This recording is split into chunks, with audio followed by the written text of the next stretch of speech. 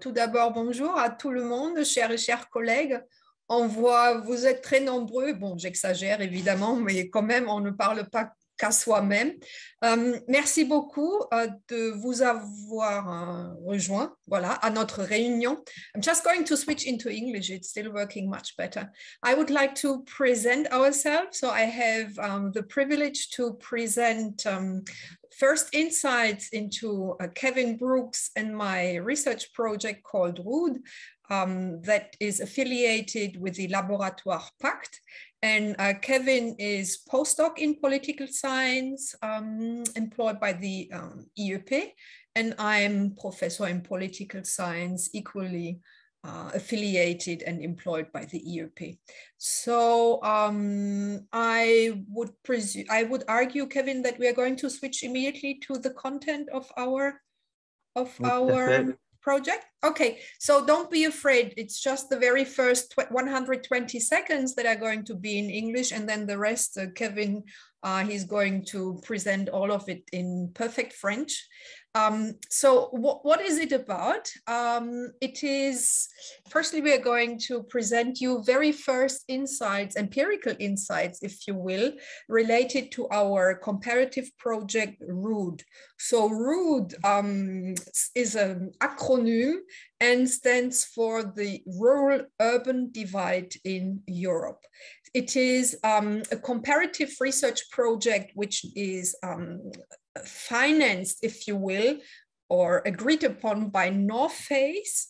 And NORFACE is a European organization of every national research funding association. So in the case of France, of course, it's the ANR, which has also agreed on financing this part of the project, which has this international or European perspective, if you will.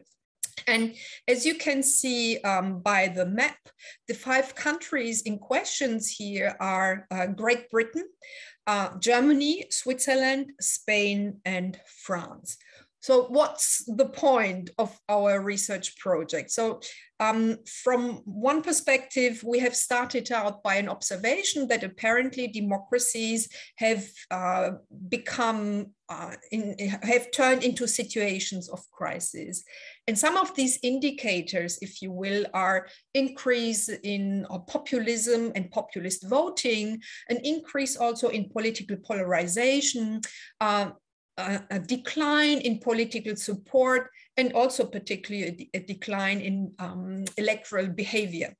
And if you look at the literature, there are a number of explanations that are proposed that try to address these phenomena, but there is one particular aspect that has really gained prominence just in recent years, also being inspired by American research, and which is the urban-rural cleavage. Right.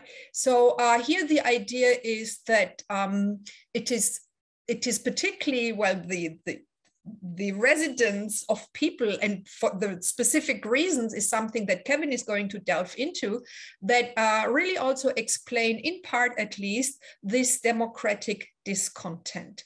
And most recent studies, also by our German team members, they do show that these cleavages are also relevant in European societies and not only in the American ones that have provided first empirical insights, but that it seems to be a particular issue in France. So I'm happy to passer la parole à Kevin pour la suite. Merci beaucoup, Sonia. Donc, le plan de la présentation va être assez simple. Déjà, je vais vous présenter un peu l'état de la littérature, qu'est-ce qui s'écrit sur le sujet en France depuis des décennies maintenant. Et ensuite, quelles sont les explications théoriques qui expliqueraient pourquoi le fait d'habiter à la campagne, le fait d'habiter dans la périurbanité aurait un effet sur notre rapport à la politique et notamment notre vote, le fait qu'on participe aux élections, etc. Ensuite, dans un deuxième temps, je vous présenterai rapidement un sondage qu'on a fait récemment sur un échantillon assez réduit, mais qui nous a fourni des résultats assez intéressants. Ensuite, je présenterai les résultats de ce sondage pour voir si justement il y a un lien entre le lieu de vie et le rapport à la démocratie, notamment la satisfaction vis-à-vis du système démocratique qu'on a en France.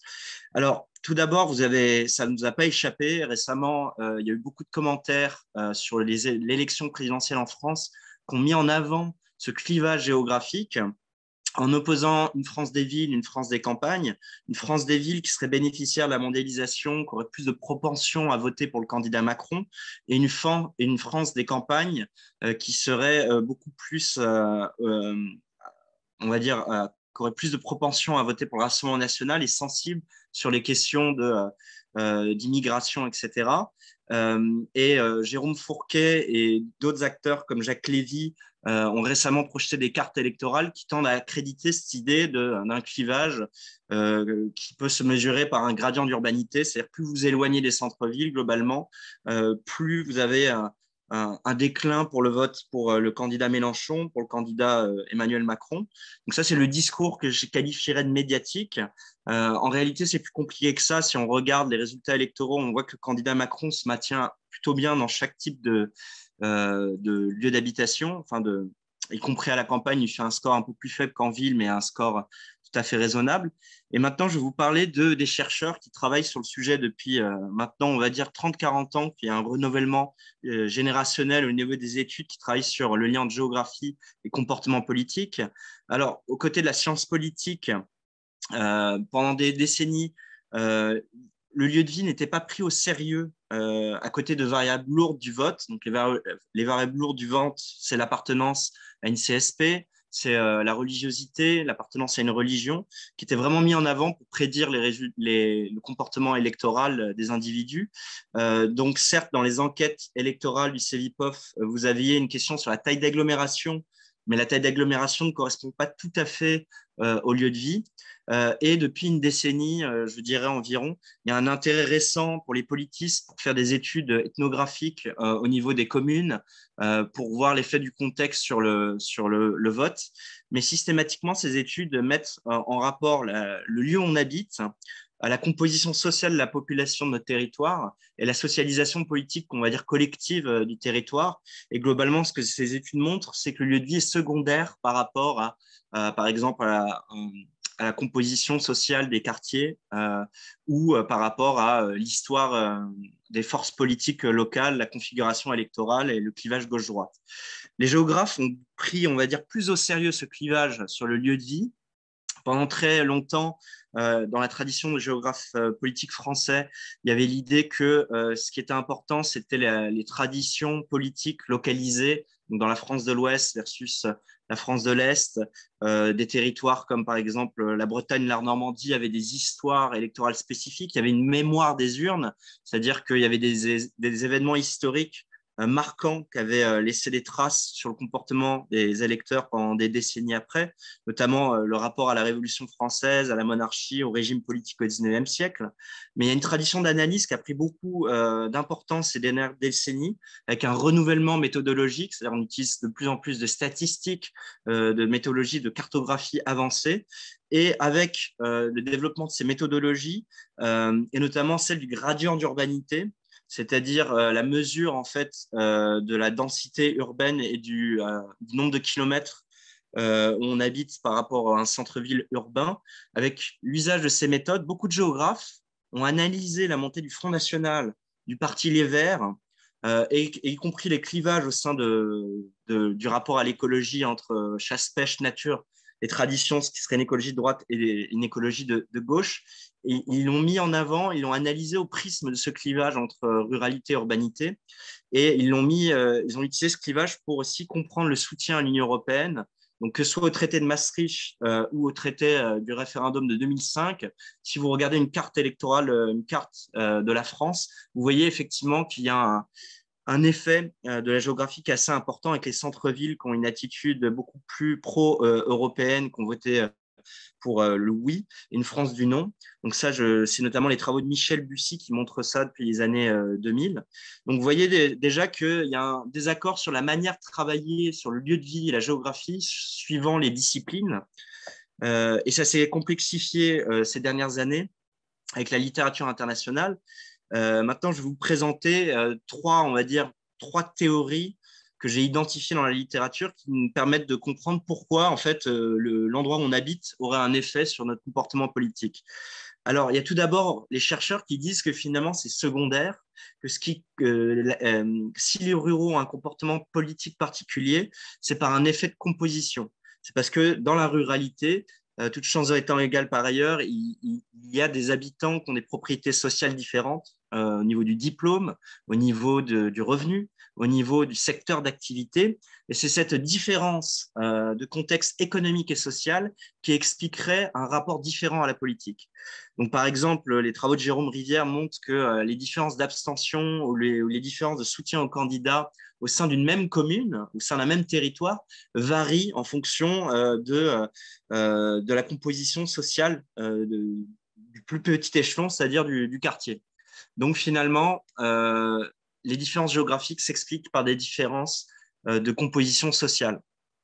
Et donc, c'est comme ça que certains essayistes ont essayé de mettre en avant que la périurbanité et la campagne voteraient davantage pour l'extrême droite ou s'abstiendraient aux élections davantage parce qu'ils seraient laissés pour compte, ils auraient un secteur d'activité ils seraient insérés dans des secteurs d'activité professionnelle de plus en plus en déclin avec la société de services et seraient des perdants de la mondialisation.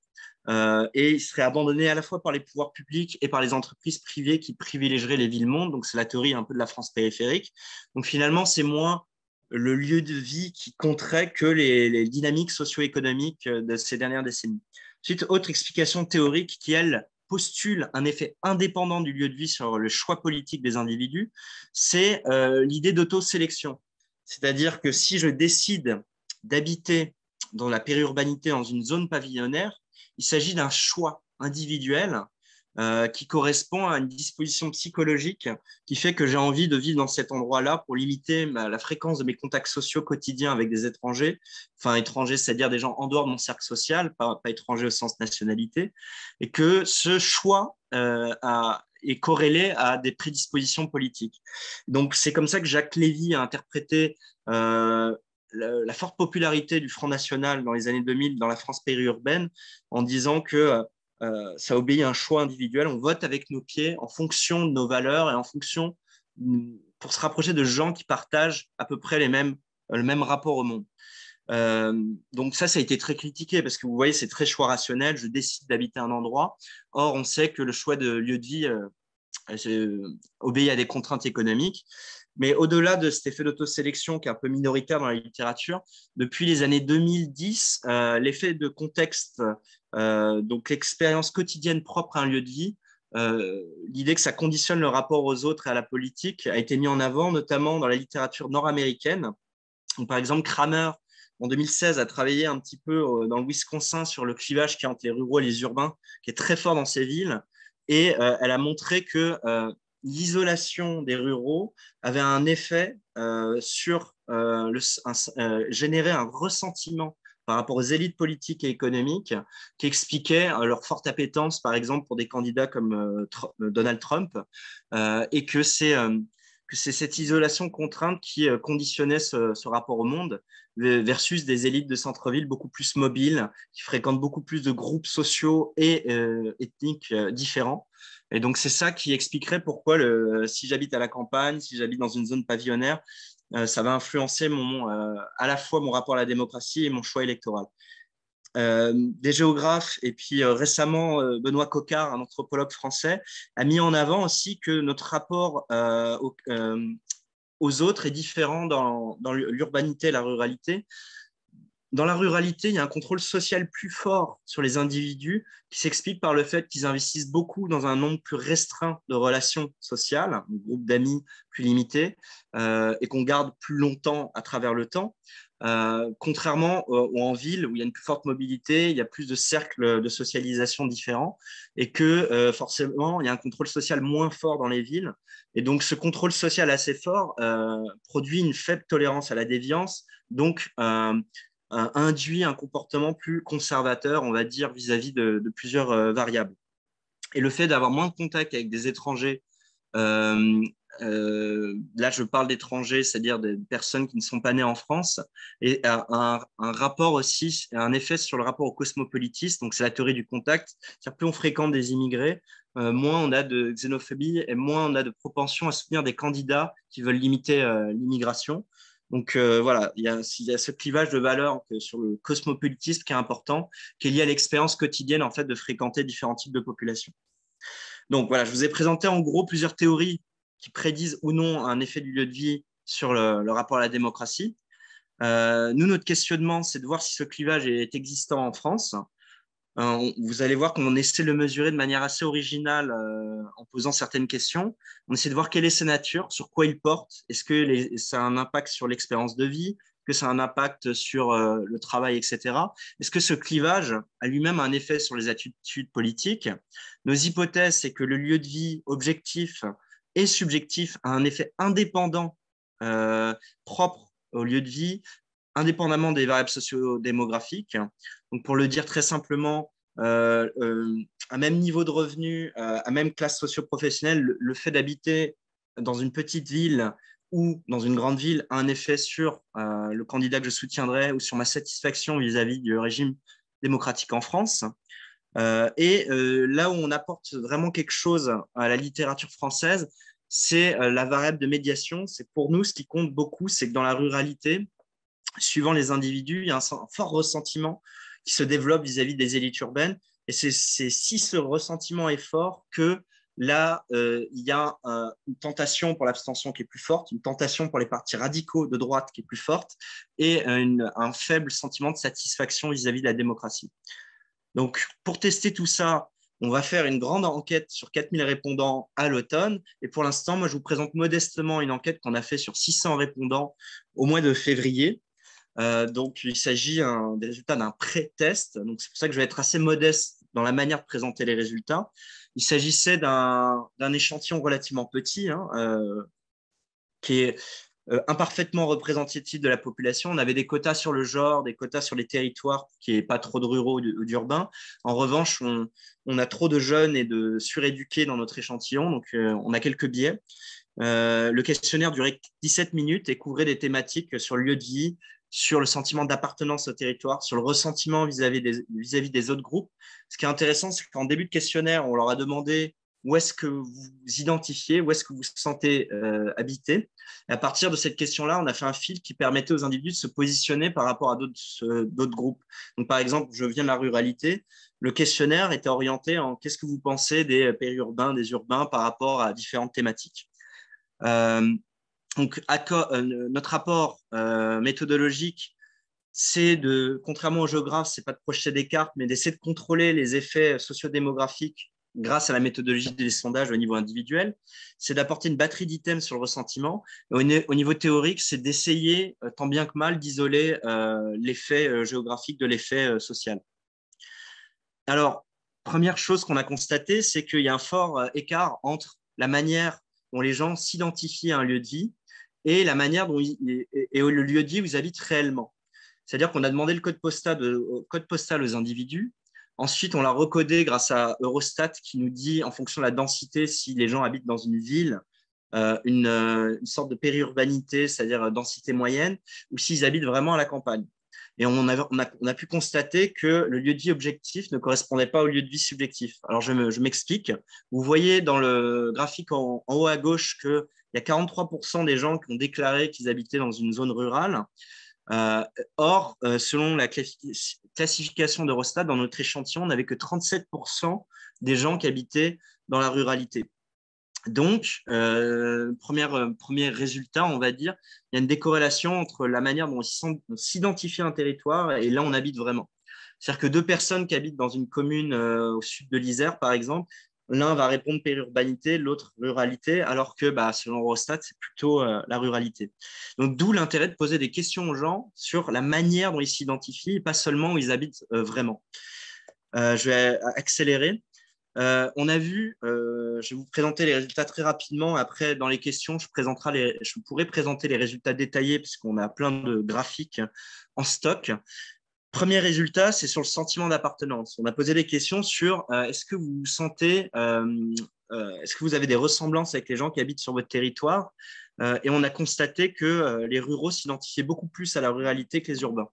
Donc, je prends un exemple de question qu'on a posée. C'est quand je rencontre quelqu'un qui vit dans une zone, dans ma zone, je me sens proche de cette personne. Ensuite, les répondants avaient 5 modalités de réponse, de pas du tout d'accord à tout à fait d'accord. On voit que les ruraux s'identifient beaucoup plus aux personnes de la ruralité que les urbains avec les gens qui habitent en ville. Donc, on voit 3,7 sur 5, donc un haut niveau d'identification versus 3,3 sur les urbains. Donc, évidemment, comme on voulait tester des questions et qu'on voulait s'assurer que nos questions elles étaient bien formulées, on a posé une batterie de questions une batterie de 5 questions qui ressemblent à celles que je viens de poser. Donc, on leur demande, est-ce que vous avez en commun avec des gens de votre zone? Est-ce que vous considérez une personne que vous rencontrez de cette zone comme semblable à vous? Et on retrouve ce clivage en fait entre les ruraux qui ont un fort niveau d'identification à leur lieu d'habitation, à leur zone. Ils se reconnaissent plus dans les ruraux. Et par rapport aux urbains, on voit que la différence est à la fois assez forte, donc 0,5 sur une échelle de 5, et qu'elle est statistiquement significative. Donc, vous voyez les points rouges, c'est la moyenne agrégée des questions qu'on a posées. Et la barre bleue est l'intervalle de confiance qui nous permettent de généraliser au-delà de l'échantillon qu'on a analysé. Et on voit que statistiquement, le groupe des ruraux se distingue par un plus haut niveau d'appartenance à une zone. Ensuite, on parle de clivage. Mais nous, ce qu'on a voulu voir, c'est est-ce qu'il y a un ressentiment, parce qu'on a un sentiment, en fait, que ce soit dans les médias ou par les expériences personnelles qu'on a avec Sonia, qu'il y aurait un ressentiment des ruraux vis-à-vis des urbains et inversement. Alors, pour tester ça, on a posé des batteries de questions pour mesurer si il y a un ressentiment vis-à-vis du pouvoir politique, c'est-à-dire est-ce que quelqu'un qui appartient à une zone considère que l'autre zone a plus de pouvoir politique. On a une batterie de questions sur est-ce que les ressources économiques, elles sont bien réparties entre les zones géographiques ou est-ce qu'il y en a une qui en profite plus que les autres. Et ensuite, une batterie d'items sur le ressentiment vis-à-vis du mode de vie. L'idée de dire que déjà, je méprise le mode de vie des autres et les autres méprisent mon mode de vie. Donc là, je vais vous présenter les résultats descriptifs des répondants des 3 zones qu'on a identifiées sur les 3 batteries. Alors, tout d'abord, sur le pouvoir politique. On voit très bien, pareil, un net écart entre les ruraux et les autres à la question « les élites méprisent les personnes qui vivent dans ma zone ». Les ruraux ont un fort niveau de ressentiment, c'est-à-dire qu'ils se sentent méprisés par les élites, ce qui n'est pas le cas des urbains. Je vous rappelle que l'échelle est de 1 à 5, donc 2,7 et 2,9, ça indique plutôt un faible niveau d'adhésion à cette idée que les élites méprisent les gens de ma zone. Et les ruraux, vous voyez qu'ils sont à 3,6, donc ils se sentent méprisés par les élites. Donc, comme d'habitude, on a posé une grande batterie de questions qui se ressemblent sur la question du pouvoir politique. Et concrètement, ce qui en ressort, c'est que les ruraux ne s'en sentent pas assez représentés dans les médias. Ils trouvent qu'il n'y a pas assez de députés au Parlement qui viennent de la ruralité par rapport à l'urbanité. Et ils considèrent que les dirigeants politiques ignorent les enjeux qui comptent pour eux. Donc là, ce que je vous montre comme graphique, ce n'est pas les résultats individuels à chaque question, mais une moyenne du score de toutes les questions qu'on a posées. On en a posé 8 quand même pour être sûr que les réponses n'étaient pas biaisées par une formulation de questions. Et pareil, ce qui ressort, c'est les ruraux développent un fort ressentiment vis-à-vis de la répartition du pouvoir politique, donc pratiquement à 4 sur 5, donc fort niveau. Par rapport aux urbains, on a un écart d'1 point, donc très fort. Donc en gros, l'histoire, c'est que oui, il y a un clivage sur le ressentiment vis-à-vis des autres groupes. Les ruraux s'identifient davantage à la ruralité. Ils s'identifient en opposition à d'autres groupes en ce qui concerne le pouvoir politique. On voit que les périurbains se situent entre les deux. Ensuite, sur les ressources économiques, notamment les ressources publiques, on a posé une question, est-ce que vous considérez que le gouvernement dépense trop d'argent pour le développement des zones? Là, on a pris les autres zones, la périurbanité, urbanité pour la ruralité, alors que le développement des zones auxquelles j'appartiens est laissé de côté. Donc, si je reformule pour les ruraux, ça donne le gouvernement dépense trop d'argent sur les zones urbaines et pas assez pour les zones rurales. Ce qui est assez intéressant, c'est que les ruraux sont à 4,2 sur 5, Donc, ils considèrent vraiment qu'il y a trop de dépenses publiques pour l'urbanité, pas assez pour eux. Et les urbains, pas du tout. Ils sont à la modalité de réponse ni d'accord ni pas d'accord. Et les périurbains sont, comme d'habitude, entre les deux. Donc, ce qui est assez intéressant, c'est que les travaux de Laurent Davzy, qui est économiste et démographe, montrent qu'il y a beaucoup plus de dépenses publiques par tête de PIB à la campagne et qu'il y a une sorte de redistribution des villes vers la campagne en France qui est liée à l'histoire de la centralisation de l'État. Donc, les dépenses publiques sont redistribuées territorialement. Mais sur le terrain, les ruraux ont le sentiment que les dépenses publiques ils n'en bénéficient pas et elles vont vers les urbains. Là encore, c'est assez intéressant de distinguer la réalité statistique, parce qu'on aurait pu prendre les dépenses publiques au niveau des territoires, mais c'est intéressant de prendre les représentations qu'ont les acteurs vis-à-vis de leur territoire. Et on voit qu'il y a une décorrélation entre les deux. Ensuite, là, pareil, on a essayé de monter en généralité en posant d'autres questions concernant les ressources publiques, et les réponses sont corrélées entre elles, c'est-à-dire que les ruraux considèrent qu'il y a trop de dépenses pour l'urbanité et ils ont aussi le sentiment qu'ils sont les derniers à bénéficier des dépenses publiques et qu'ils ne reçoivent pas leur juste part d'investissement public ou privé. Et là, pareil, même histoire, les urbains sont à 2,6 et les ruraux sont à 3,7. Donc, il y a un net clivage entre les répondants urbains et ruraux sur le sentiment que les ressources leur échappent. Ensuite, dernière batterie de questions, c'est sur le mode de vie. Et c'est là que l'écart est le plus important.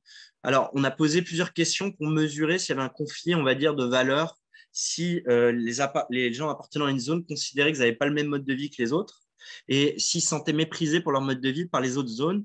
Et là, ça apparaît assez nettement que à la question « les personnes issues des zones externes ne respectent pas assez le mode de vie des personnes issues de ma zone », on voit que les ruraux se sentent pas respectés par les urbains, alors que les urbains, vous voyez qu'ils sont encore sur une modalité de réponse assez nuancée. En gros, la plupart considèrent qu'ils sont ni d'accord ni pas d'accord. Et quand on généralise, on a posé 4 questions, notamment une question sur notre zone travaille plus dur que les autres, donc avec cette idée de valeur travail, où il y a un net écart entre les urbains et les ruraux, où les urbains considèrent qu'ils travaillent plus dur que les autres. Donc là, je vous présente des résultats assez quantitatifs. Pour ajouter un petit peu un narratif derrière ces questions, on a posé une question ouverte dans le sondage où ils répondaient avec leur ordinateur derrière leur écran. On leur a demandé d'écrire des gens qui vous ressemblent, qui ont un style de vie, des opinions similaires à vous, et d'écrire des gens qui ont un style de vie, des opinions différentes de vous. Et j'ai essayé de synthétiser dans ce tableau les choses qui revenaient le plus souvent. Ce qui nous a beaucoup surpris, c'est à quel point on n'a pas orienté les réponses. On leur a juste demandé d'écrire des gens qui vous ressemblent pas. Et ce qui nous a beaucoup frappé, c'est la dimension géographique. Ce clivage réapparaît qu'on donne la parole aux acteurs. Donc, du côté des ruraux, les gens qui leur ressemblent, c'est des personnes simples, qui aiment la nature, qui travaillent, notamment la terre, et des gens qui vivent à la campagne pour la qualité de vie. Donc, on trouve souvent ça, c'est de qualité de vie, de simplicité, de travail, de nature. Et chez les urbains, on retrouve beaucoup de gens qui se décrivent, les gens qui leur ressemblent, comme dynamiques, curieux, mobiles, qui sortent le soir. Ça m'a beaucoup frappé que le rapport à la sortie est important. Chez les ruraux, justement, il y en a beaucoup qui disent ceux qui sortent tout le temps le soir et qui ne travaillent pas assez. Donc, vous voyez, il y a un clivage qui apparaît aussi au niveau des verbatims qu'on a recueillis. Maintenant, je vais vous donner des verbatims justement de gens qui ne se ressemblent pas. Alors, les ruraux, j'ai trouvé une citation intéressante, c'est « serait une personne vivant en ville, vantant les mérites des énergies renouvelables, alors même que les éoliennes n'impactent pas son lieu de vie et qu'elle n'a pas besoin de véhicule pour se déplacer, ayant tout à portée de main. » Et des personnes qui n'ont jamais vu une vache ou un cochon. Ça renvoie à l'idée de nature un petit peu idéalisée qu'on trouve chez certains ruraux. Et les urbains, on retrouve l'idée que les gens qui ne leur ressemblent pas, qui n'apprécient pas, sont des personnes renfermées, casanières, fermées. Il y a l'idée de fermeture versus ouverture. Les personnes non civilisées, plusieurs personnes ont parlé de civilisation, c'est-à-dire, en gros, les gens urbanisés sont civilisés. Donc, il y a un côté mépris qu'on retrouve, manque de culture. Et il y en a carrément qu'on dit que c'est des gens qui habitent à la campagne. Donc, finalement, ce serait intéressant de prolonger. Là, c'est un pre-test, mais on envisage peut-être de mener des entretiens en fait plus approfondis, puisque là, c'est une question ouverte, pour saisir le narratif qu'il y a derrière ce clivage, ce ressentiment entre les groupes. Alors, je vais passer très vite, puisqu'il me reste 10 minutes. On s'est intéressé au quotidien des individus. On leur a demandé comment ils allaient au travail. le rapport au transport, à la mobilité, si se déplacer d'une zone à une autre. Je n'ai pas le temps de vous présenter le détail des résultats parce que les résultats sont assez intuitifs, donc peu intéressants. Il y a une forte dépendance à la voiture, à la ville et dans la périurbanité. Les ruraux se déplacent beaucoup plus d'une zone à l'autre que les urbains qui ont tendance à rester beaucoup plus dans leur zone d'habitation. Les ruraux sont plus nombreux à être heureux de leur lieu de vie que les urbains, d'où peut-être le premier résultat que je vous ai montré sur le fait que les gens s'identifient à tort à la campagne, peut-être qu'ils rêvent d'y habiter. Ce qui était étonnant comme résultat, par contre, c'est qu'on a posé des questions sur la situation économique de manière absolue, c'est-à-dire est-ce que la situation économique de votre zone, est-ce que vous êtes satisfait, est-ce que vous pensez qu'elle est bonne? Et une question à travers le temps, est-ce que vous pensez que l'évolution est positive ou négative de la situation économique? Et là, on n'a pas trouvé d'écart entre les trois zones.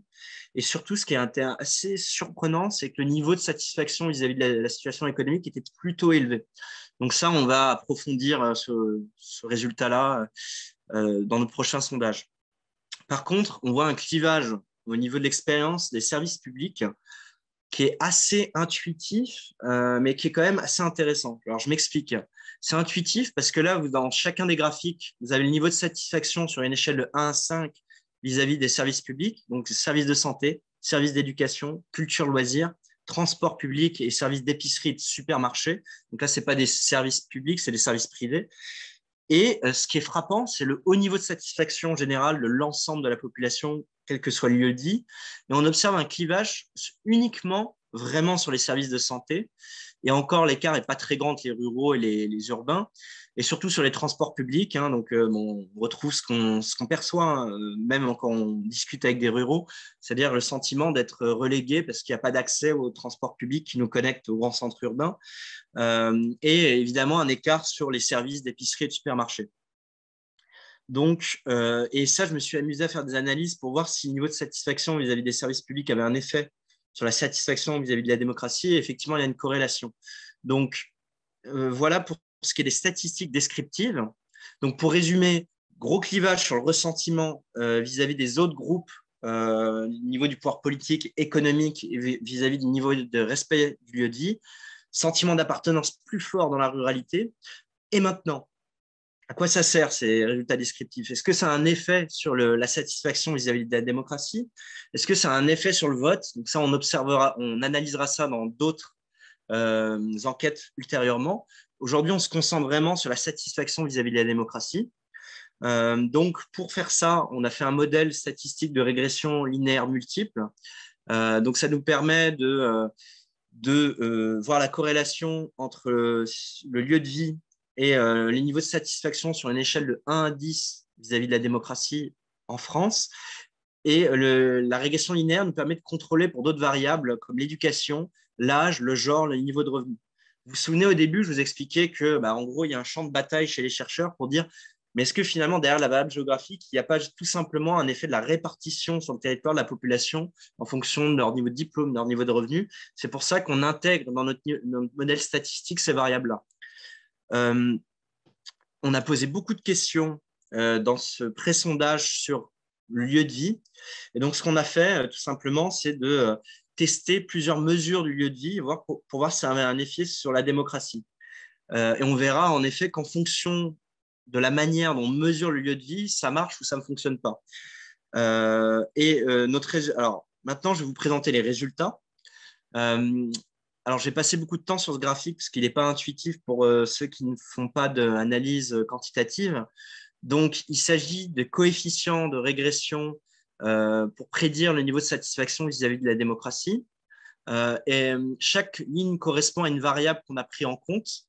Quand vous avez un point qui est situé à gauche de l'axe de 0, ça veut dire qu'il y a une corrélation négative entre la variable et le niveau de satisfaction vis-à-vis de la démocratie. Quand c'est à droite, ça montre un effet positif sur la satisfaction vis-à-vis de la démocratie.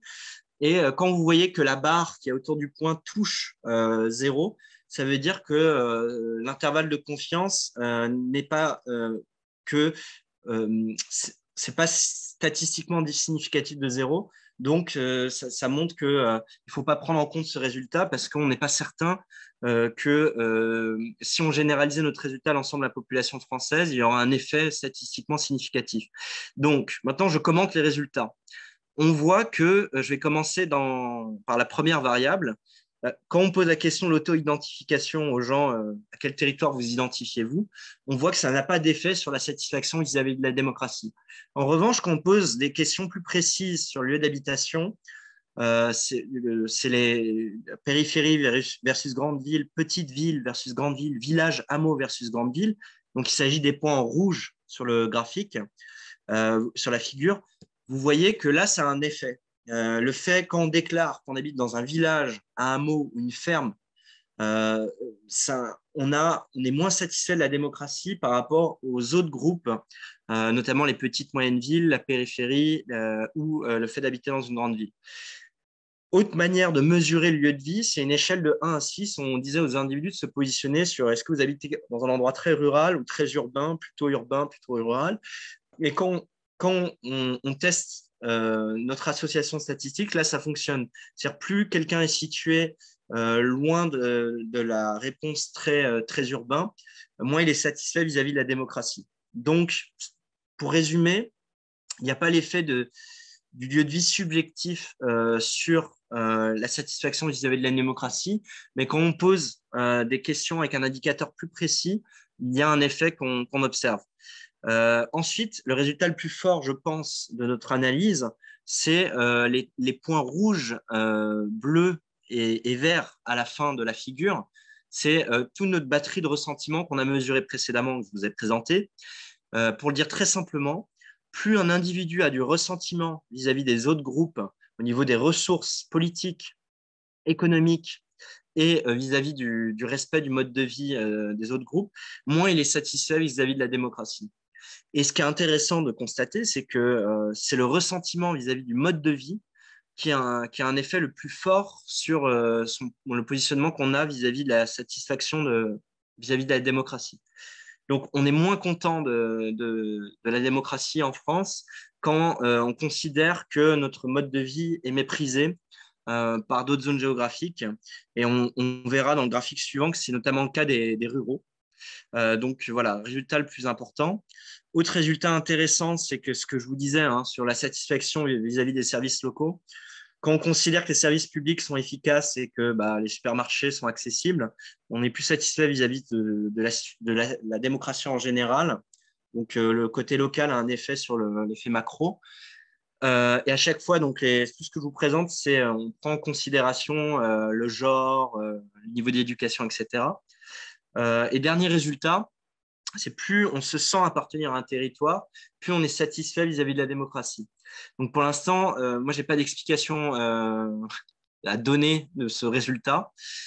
Peut-être que quand on se dit satisfait de notre lieu de vie, on est par ailleurs heureux, satisfait dans la vie en général. Et c'est souvent corrélé à plus de confiance sociale et de confiance politique. Mais en tout cas, c'est un résultat qu'on n'attendait pas forcément. Et je finis par le dernier graphique qui résume le message principal en fait de notre présentation. C'est que certes, il n'y a pas d'écart très fort dans la satisfaction vis-à-vis de la démocratie entre les ruraux, les périurbains et les urbains. Ça dépend de l'outil de mesure qu'on emploie. Mais en revanche, quand on met en interaction le niveau de ressentiment et le lieu de vie, il y a un effet intéressant qui se produit. Donc, je vous décris le graphique. Sur l'axe des abscisses, vous avez le niveau de ressentiment de 1 à 5. Et en ordonnée, vous avez le niveau de satisfaction vis-à-vis de la démocratie.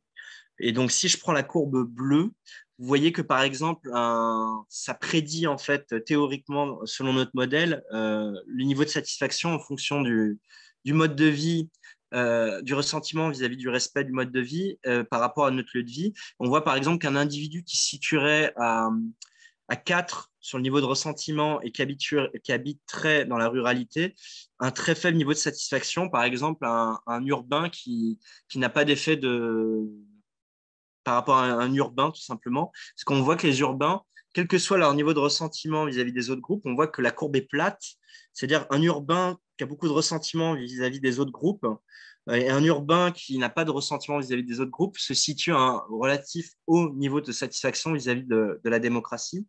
alors que vous voyez en bas à droite, la courbe verte et la courbe bleue montrent que quand un périurbain ou un rural a un fort ressentiment vis-à-vis de d'autres groupes d'appartenance, et ben là, son niveau de satisfaction vis-à-vis de la démocratie chute. Donc, le message principal, c'est le niveau de ressentiment a un effet de modérateur sur le lieu de vie dans son association avec la satisfaction avec la démocratie.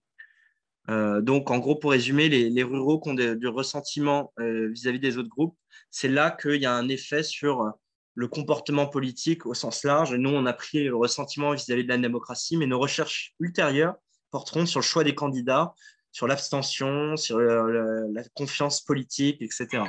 Donc, je laisse Sonia prendre la suite pour conclure.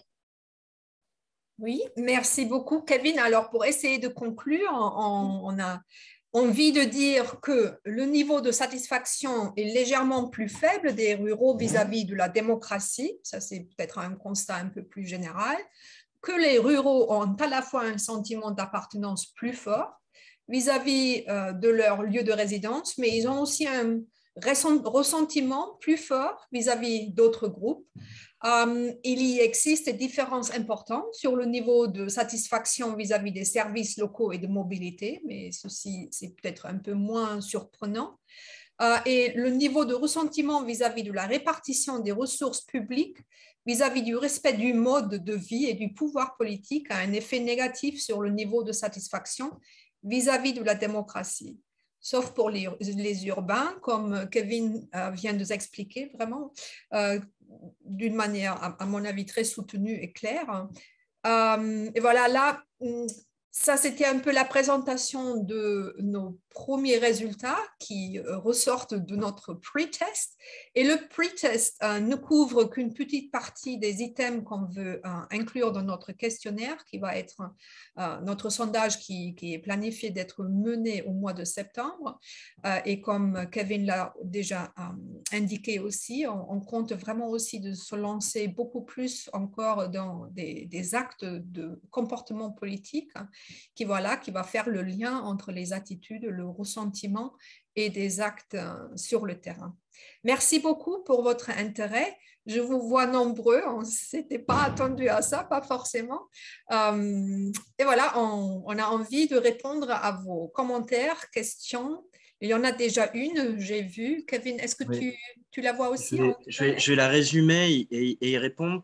Donc, merci à tous pour votre attention. Donc, c'est le moment de poser vos questions sur nos résultats ou plus généralement sur la thématique. On est très preneur à la fois de critiques et de suggestions. Il y a Spectateur Anonyme qui pose la question de l'engagement politique qui diffère en fait d'un endroit à l'autre et que en gros il y a des zones rurales où il y a des valeurs pro-démocratiques promouvant plus de solidarité, d'inclusion sociale, de conscience écologique et qui promeuvent la souveraineté alimentaire.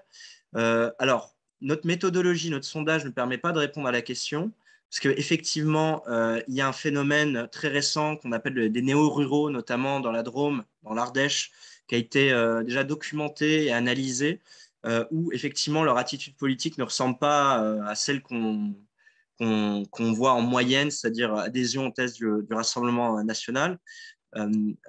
Mais dans notre sondage qu'on fera en automne, on espère pouvoir faire une ventilation par région et on espère aussi dans la suite du projet pouvoir identifier justement des territoires et faire des entretiens pour essayer de distinguer plusieurs types de campagnes. En attendant, je vous renvoie à deux ouvrages qui identifient un peu ce phénomène. Enfin, l'un, c'est une note qui avait été faite, je crois, par la Fondation Jean Jaurès sur la géographie un petit peu de la vaccination. Alors, vous allez dire que ça n'a aucun rapport. En fait, il distinguait justement le comportement des ruraux du Sud-Est par rapport aux autres, en disant justement que dans la Drôme et l'Ardèche, vous aviez une résistance très forte à la vaccination qui était liée à l'insertion de ces individus dans des mouvements plutôt à gauche, pour le coup. C'est une résistance de gauche à la vaccination. Donc, il y a quelque chose, à mon avis, dans ces territoires à identifier au niveau local. Et puis, vous aviez aussi, déjà dans le livre de Christophe Guilluy, il distinguait déjà plusieurs types de ruralité, notamment dans celles qui votent pour le Rassemblement national, en distinguant notamment les ruraux de PACA, qui n'ont pas la même attitude que les ruraux du nord de la France. Donc ça, c'est un niveau d'analyse qu'on aimerait mener, mais plus tard, et quand on aura plus de données, parce que là on avait 600 répondants, donc on ne pouvait pas faire une analyse région par région, parce qu'on n'avait pas assez d'individus à analyser.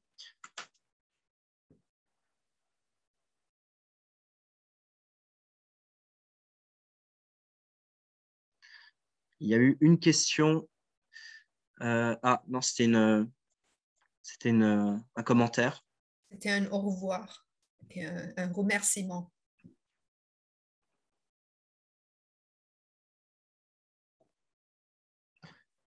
Voilà, en attendant que des questions arrivent, je présente, je mets en arrière-fond d'autres graphiques plus détaillés sur l'ensemble des questions qu'on a posées aux individus.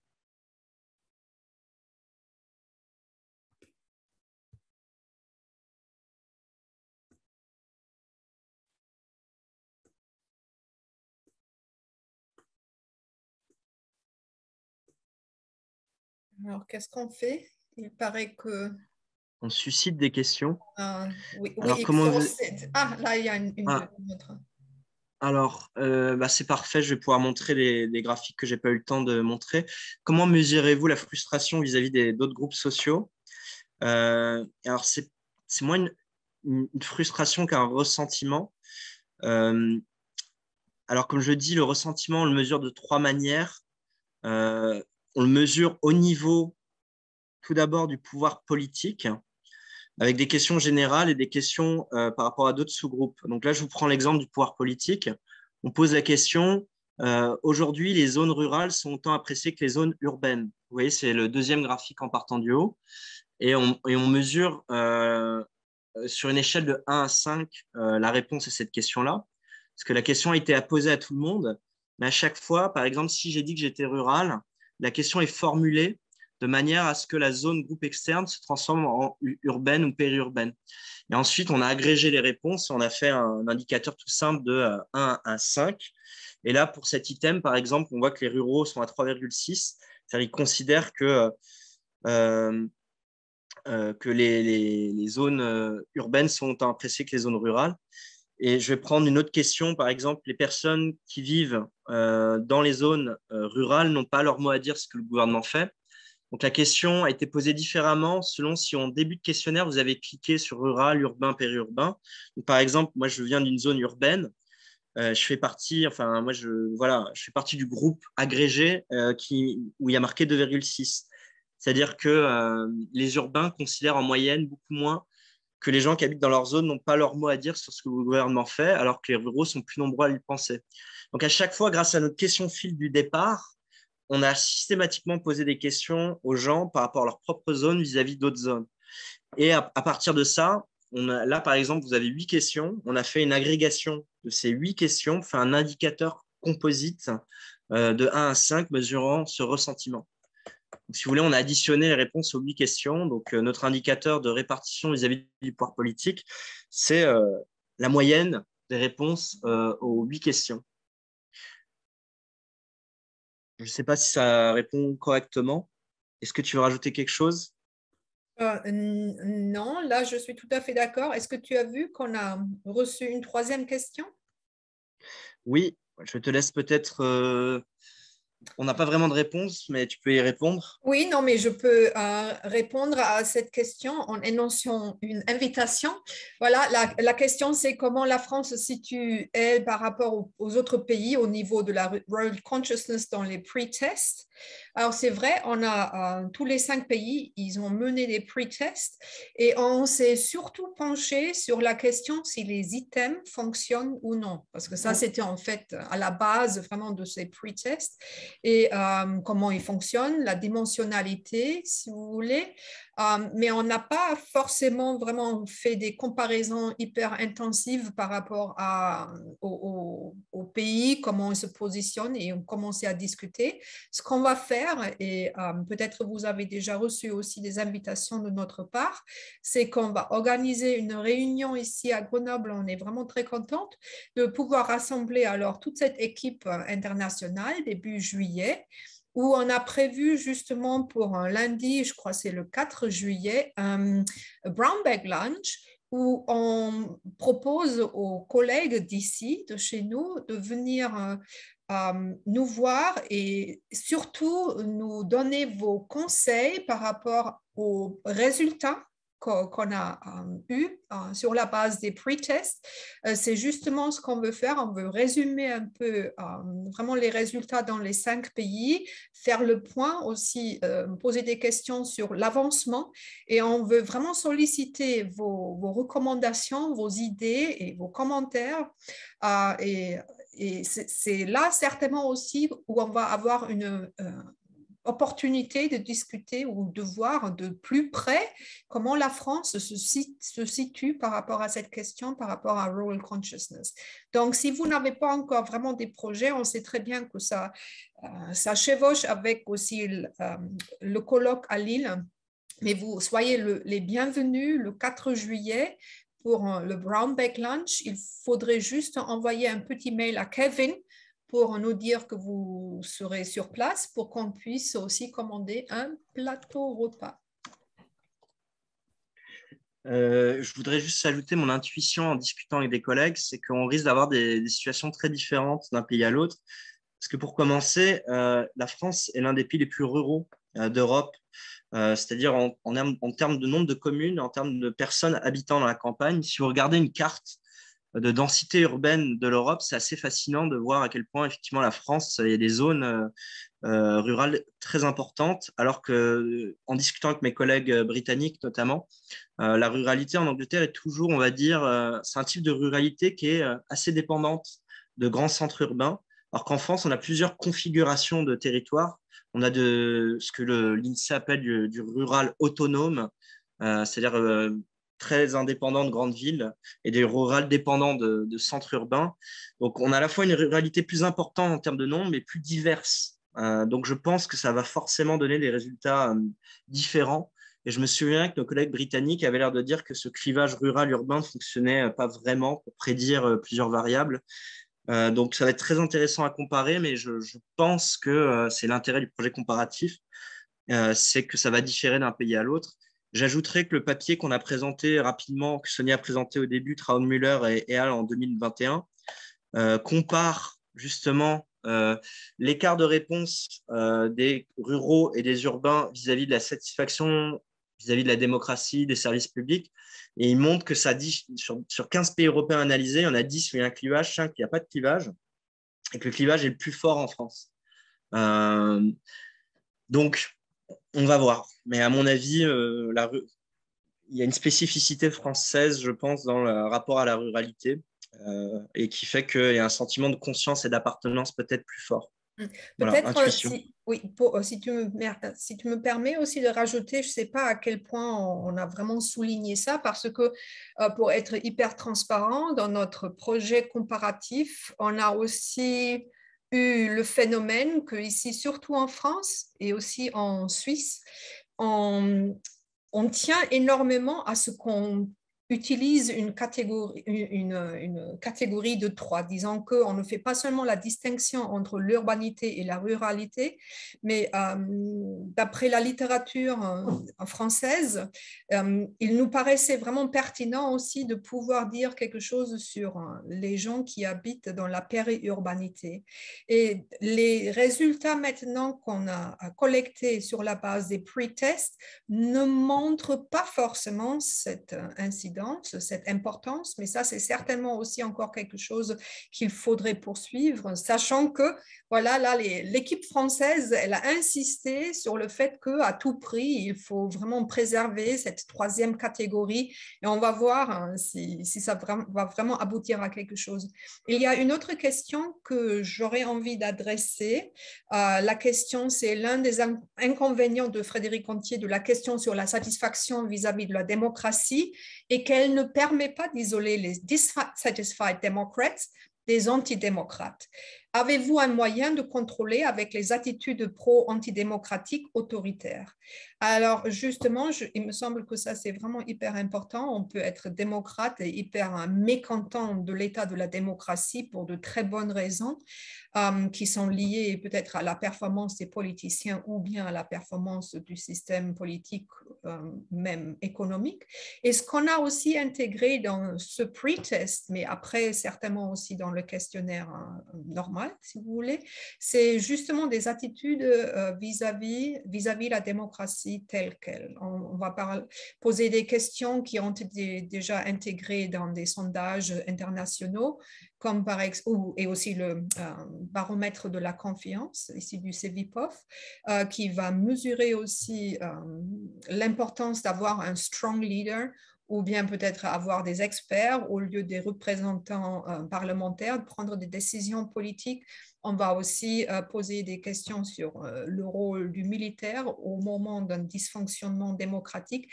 Et ça serait peut-être sur la base aussi des réponses sur ces questions qu'on va arriver vraiment à trancher ou bien de créer des catégories qui permettent de faire cette différence. Alors, je vais rajouter deux petits éléments. Donc, effectivement, on a testé pour cette variable où on pose la question, est-ce que vous considérez que l'armée doit diriger le pays? Est-ce que vous pensez, par exemple, qu'il doit y avoir un leader fort qui dirige le pays? Et on n'a pas vu d'écart significatif entre les différents groupes géographiques. Ce qui m'a surpris, c'est que les urbains sont, d'après ce que, en tout cas sur nos 650 répondants, ont l'air plus autoritaires que les ruraux. Après, ça reste ça reste à travailler avec un échantillon plus représentatif. Et je suis assez d'accord sur l'idée de dire qu'il faudra apporter de la finesse dans la manière dont on pose des questions. Et c'est aussi pour ça qu'on se réunit début juillet avec l'équipe internationale. On va essayer de trouver une manière en croisant les réponses à deux questions, pour séparer les démocrates satisfaits mais pas autoritaires, les satisfied démocrates et les dissatisfied démocrates. Je pense qu'on aura, avec nos 4000 répondants, de quoi faire.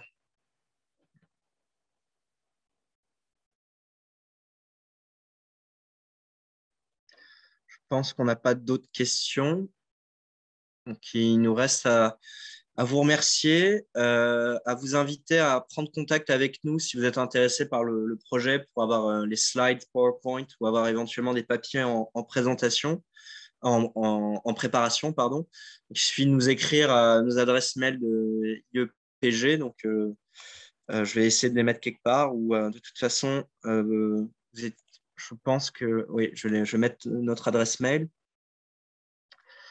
Je vais mettre la mienne en tout cas. Et merci beaucoup pour votre attention. Merci beaucoup pour votre intérêt. Merci pour vos questions, votre intérêt. Puis passez une excellente après-midi et probablement à bientôt pour d'autres, quand on vous présentera notre enquête sur 4000 répondants plus générale et d'autres papiers sont en cours aussi sur le sujet. Voilà. Oui, si vous avez encore envie de nous entendre à ce moment-là. Il y a encore une autre question là. Ah, je te laisse la lire, Sonia.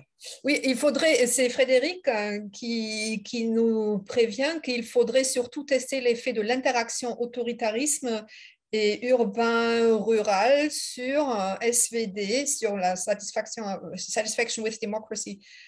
OK, très bien. Ouais. Merci. Et de toute manière, on va recevoir vos retours. De toute façon, on va le faire. Dans la foulée. Puis, voilà. Merci beaucoup à tous, à Tristan, Alain, Frédéric et aux spectateurs anonymes. Merci Kevin pour cette présentation sans faille, impeccable. Merci Sonia. Merci. À bientôt. Allez.